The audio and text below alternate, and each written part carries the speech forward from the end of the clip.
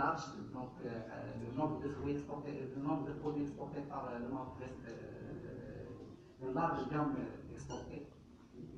Alors on va essayer de voir deux exemples pour les conserves d'olives et les fraises surgelées pour voir de la même manière donc la conciliation par marché donc des parts actuels et des marchés qui présentent des opportunités donc, pour le Maroc.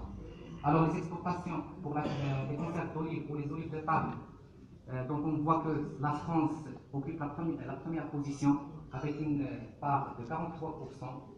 Les États-Unis aussi occupent la deuxième position.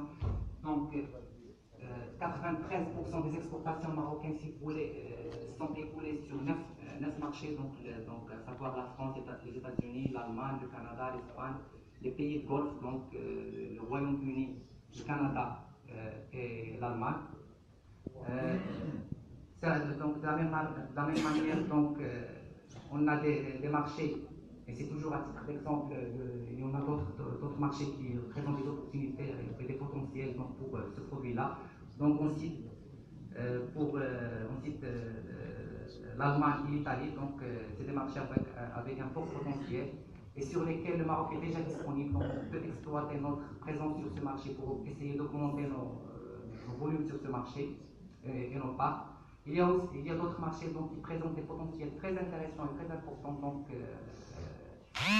et où notre présence reste un peu faible ou timide. Donc, le marché du Brésil, donc, qui est le deuxième importateur mondial des olives en conserve ou des olives de table, la Russie, et toujours donc l'Afrique d'une manière générale et l'Afrique de l'Ouest.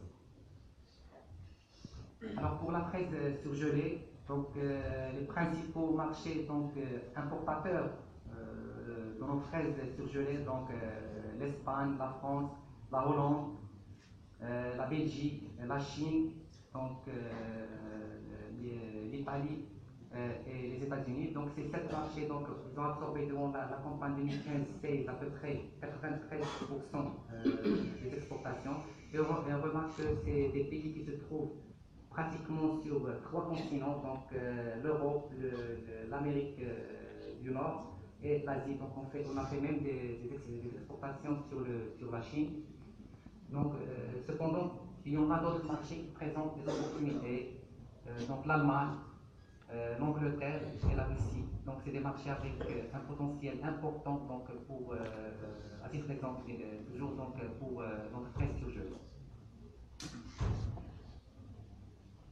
Alors maintenant, on passe à la deuxième partie, donc dans le cadre de diversification. Donc c'est un petit zoom donc, sur les importations de l'Afrique de l'Ouest en fruits et légumes, spécialement en fruits et légumes, pour voir un peu l'opportunité que présente ce marché donc, pour les fruits et légumes frais marocains. Alors,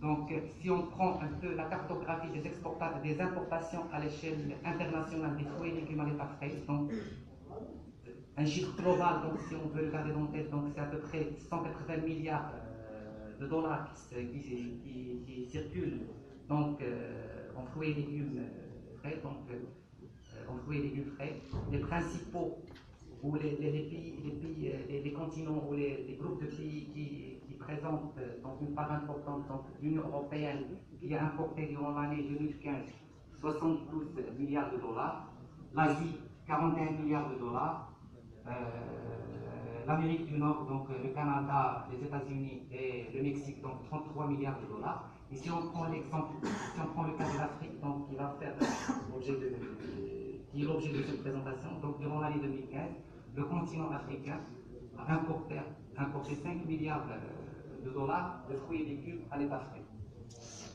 Mais en termes de taux de croissance annuel moyen, donc si on prend pour ce groupe de marché, donc le taux de croissance annuel moyen pour la période allant de l'année 2008 à 2015, on remarque que le marché africain présente un taux de croissance annuel moyen donc de 13%.